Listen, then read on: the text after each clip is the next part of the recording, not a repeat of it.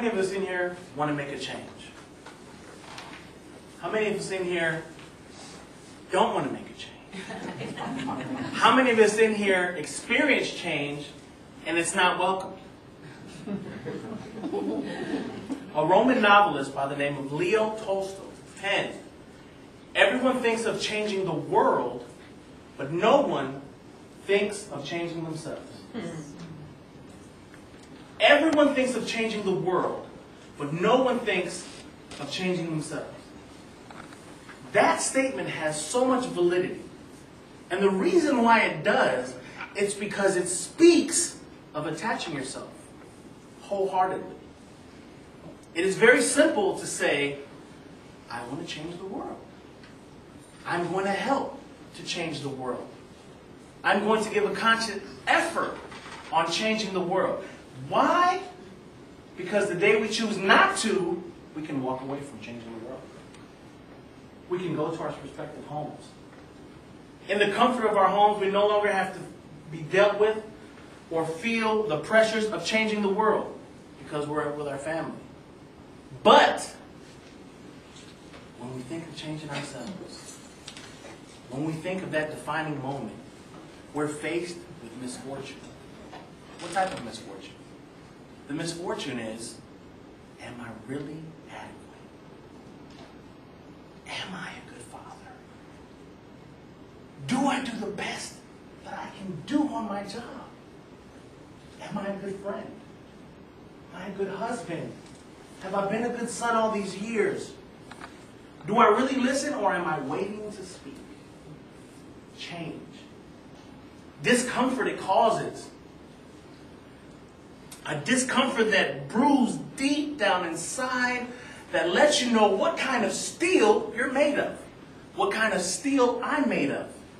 It lets you see the chinks, the rust, the holes, the plates in your armor that needs to be repaired.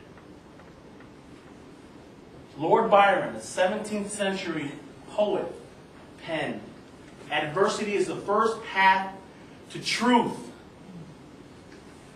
And that is a powerful statement because it is. Again, it reflects, it brings you into that mirror, that subconsciousness that you have. You have to open that door. You have to reach deep within your very bosom and say, am I truly adequate? It is the adversity that causes that discomfort that we feel. Perfect example. My wife. She has a nonprofit organization called Child with Hope. Changing how I live daily with hope. One day, she says, honey, I want to have a bake sale. Will you support me? Yes, I'll support you. We went to the grocery store. Every man in here understands what happens when you go shopping. We're looking for brownies, cookies, and cakes. 2 hours later, we have brownies, cookies, and cakes. 6 o'clock rolls by. Are we going to bake?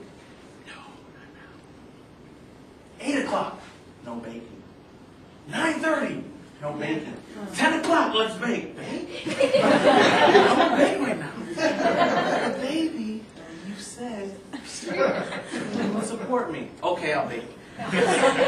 So my wife is baking. The cookies are coming out of the oven. It's my job to cellophane wrap them. And I cannot find a comfortable position. I'm sitting on a stool, not comfortable. I'm standing up leaning on the island, not comfortable. I step back, my feet hurt.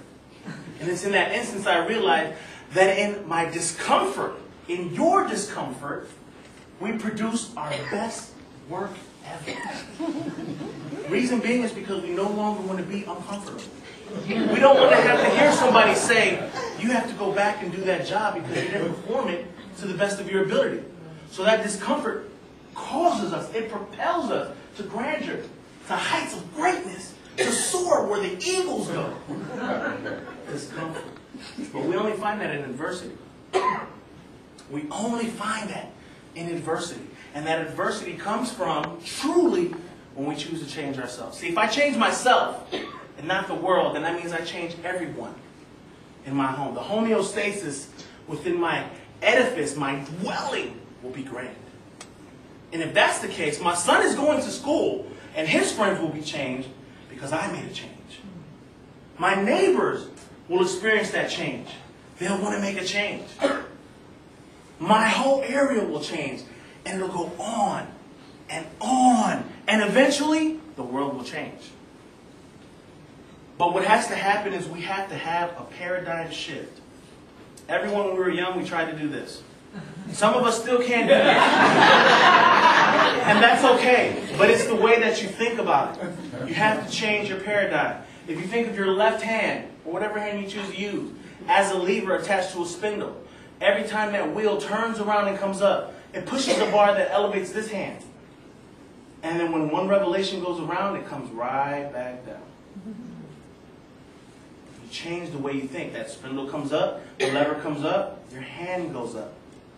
When it makes that revelation, it comes right back down.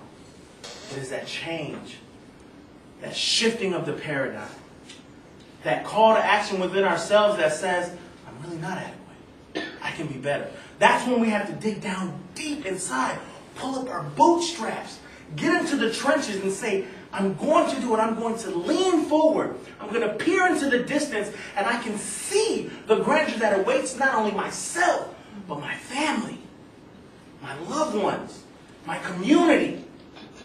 Everyone thinks of changing the world, but no one thinks of changing themselves.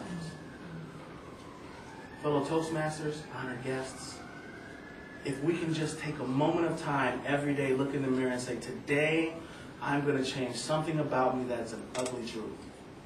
If we can just tackle that one thing in our life that we know is an ugly truth, but we have pushed it away, filed it way back in our subconscious, pull it forward, address it, like a big 52-inch screen television on Sunday, we'll be able to make that change.